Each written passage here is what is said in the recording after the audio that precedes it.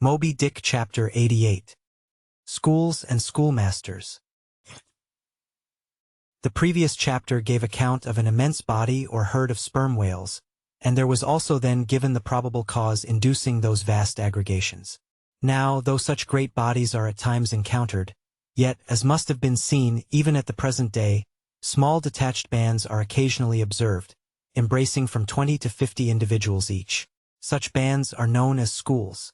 They generally are of two sorts, those composed almost entirely of females, and those mustering none but young vigorous males, or bulls, as they are familiarly designated. In cavalier attendance upon the school of females, you invariably see a male of full-grown magnitude, but not old, who, upon any alarm, evinces his gallantry by falling in the rear and covering the flight of his ladies. In truth, this gentleman is a luxurious ottoman, swimming about over the watery world, surroundingly accompanied by all the solaces and endearments of the harem. The contrast between this ottoman and his concubines is striking, because, while he is always of the largest leviathanic proportions, the ladies, even at full growth, are not more than 1/3 of the bulk of an average-sized male. They are comparatively delicate, indeed. I dare say not to exceed half a dozen yards round the waist. Nevertheless, it cannot be denied that upon the whole they are hereditarily entitled to en bon point. It is very curious to watch this harem and its lord in their indolent ramblings. Like fashionables, they are forever on the move in leisurely search of variety. You meet them on the line in time for the full flower of the equatorial feeding season, having just returned, perhaps, from spending the summer in the northern seas, and so cheating summer of all unpleasant weariness and warmth.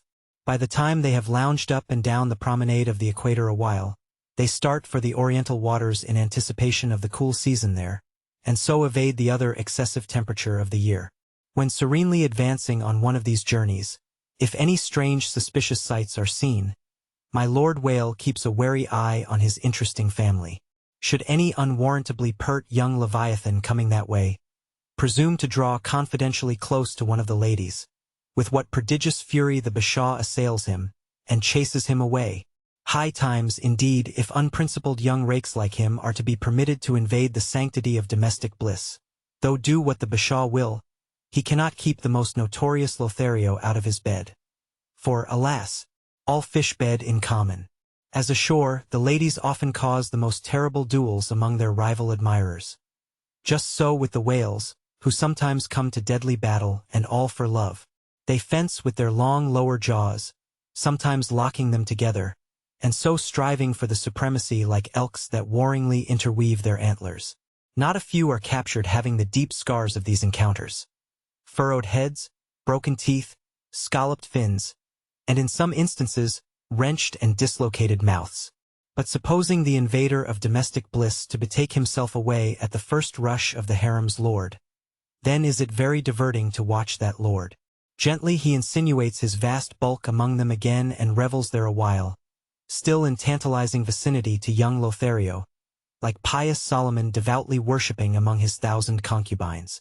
Granting other whales to be in sight, the fishermen will seldom give chase to one of these Grand Turks, for these Grand Turks are too lavish of their strength, and hence their unctuousness is small. As for the sons and the daughters they beget, why, those sons and daughters must take care of themselves, at least with only the maternal help. For like certain other omnivorous roving lovers that might be named, my Lord Whale has no taste for the nursery, however much for the bower, and so, being a great traveler, he leaves his anonymous babies all over the world, every baby an exotic. In good time, nevertheless, as the ardor of youth declines, as years and dumps increase, as reflection lends her solemn pauses, in short, as a general lassitude overtakes the sated Turk, then a love of ease and virtue supplants the love for maidens. Our ottoman enters upon the impotent, repentant, admonitory stage of life, forswears, disbands the harem, and grown to an exemplary, sulky old soul, goes about all alone among the meridians and parallels saying his prayers, and warning each young leviathan from his amorous errors. Now, as the harem of whales is called by the fishermen a school, so is the lord and master of that school technically known as the schoolmaster. It is therefore not in strict character, however admirably satirical, that after going to school himself, he should then go abroad inculcating not what he learned there, but the folly of it. His title, schoolmaster, would very naturally seem derived from the name bestowed upon the harem itself, but some have surmised that the man who first thus entitled this sort of Ottoman whale must have read the memoirs of Vidocq, and informed himself what sort of a country schoolmaster that famous Frenchman was in his younger days, and what was the nature of those occult lessons he inculcated into some of his pupils.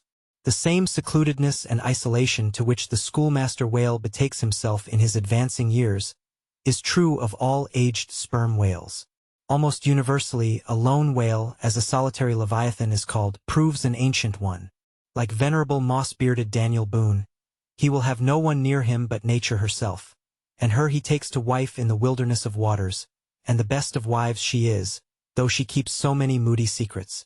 The schools composing none but young and vigorous males, previously mentioned, offer a strong contrast to the harem schools. For while those female whales are characteristically timid, the young males, or 40-barrel bulls as they call them, are by far the most pugnacious of all leviathans, and proverbially the most dangerous to encounter, excepting those wondrous gray-headed, grizzled whales, sometimes met, and these will fight you like grim fiends exasperated by a penal gout. The 40-barrel bull schools are larger than the harem schools. Like a mob of young collegians, they are full of fight, fun, and wickedness, tumbling round the world at such a reckless, rollicking rate that no prudent underwriter would insure them any more than he would a riotous lad at Yale or Harvard. They soon relinquish this turbulence, though, and when about 3/4 grown, break up and separately go about in quest of settlements, that is, harems. Another point of difference between the male and female schools is still more characteristic of the sexes. Say you strike a 40-barrel bull. Poor devil! All his comrades quit him. But strike a member of the harem school, and her companions swim around her with every token of concern, sometimes lingering so near her and so long, as themselves to fall a prey.